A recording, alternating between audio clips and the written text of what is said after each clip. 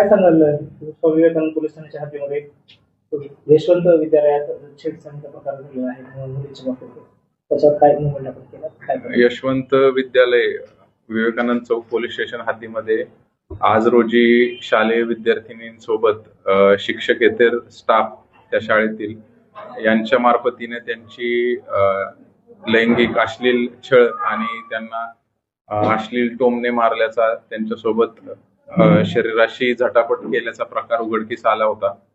त्या अनुषंगाने आज विवेकानंद चौक पोलीस स्टेशनला सदर शिक्षकेतर स्टाफ यांच्या विरोधात गुन्हा दाखल करण्यात आलेला आहे। दत्तात्रय भूतम पल्ले असं त्यांचं नाव आहे।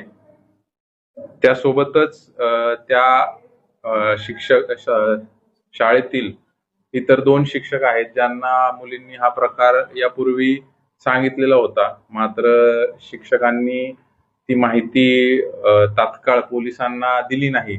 याकरता त्यांच्यावर देखील गुन्हा दाखल करण्यात आलेला आहे। यामध्ये BNS कलम 74, 75, 79 आणि पोक्सो ऍक्टचं कलम 8 आणि 12 आणि जे 2 शिक्षक आहेत ज्यांनी ही माहिती पोलिसांना दिली नाही त्यांच्या विरोधात कलम 21 प्रमाणे विवेकानंद चौक पोलीस स्टेशन मध्ये गुन्हा दाखल करण्यात आलेला आहे। सदर आरोपी हा ताब्यात घेतलेला असून त्याचा तपास मी स्वतः त्यांची नावे सत्यभामा नागिमे आणि दयानंद कांबळे असे 2 शिक्षक आहेत। त्यांच्यावर देखील सदर माहिती पोक्सो कायद्याखाली घटना असताना दिली नाही म्हणून त्यांना देखील सहआरोपी यामध्ये करण्यात आलेला आहे।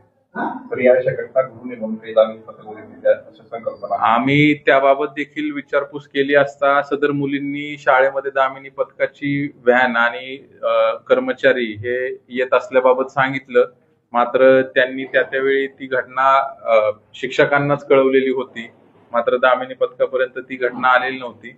दामिनी पथक लातूर शहरामध्ये SDPO ऑफिस लातूर शहर यांच्या कार्य अंतर्गत काम करत आहे आणि त्याचे नंबर देखील आम्ही यापूर्वी सगळ्यांना दिलेले आहेत।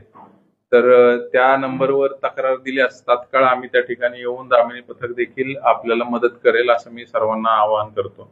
गेल्या 10 ते 15 दिवसापासून या घटना शहरात थोडंसं वाढण्यासारखं वाटत आहे, तर ह्या घटना घडू नये म्हणून काही म्हणजे पोलीस डिपार्टमेंट तर्फे शाळेत जाऊन काही समुपदेशन करा। या बाबतीमध्ये माननीय पोलीस अधीक्षक श्री अमोल तांबे सरांच्या संकल्पनेतून सर्व शाळांमध्ये पूर्ण जिल्ह्यामध्ये लातूर जिल्ह्यामध्ये पोलीस विद्यार्थी संवाद असा सुरू आहे।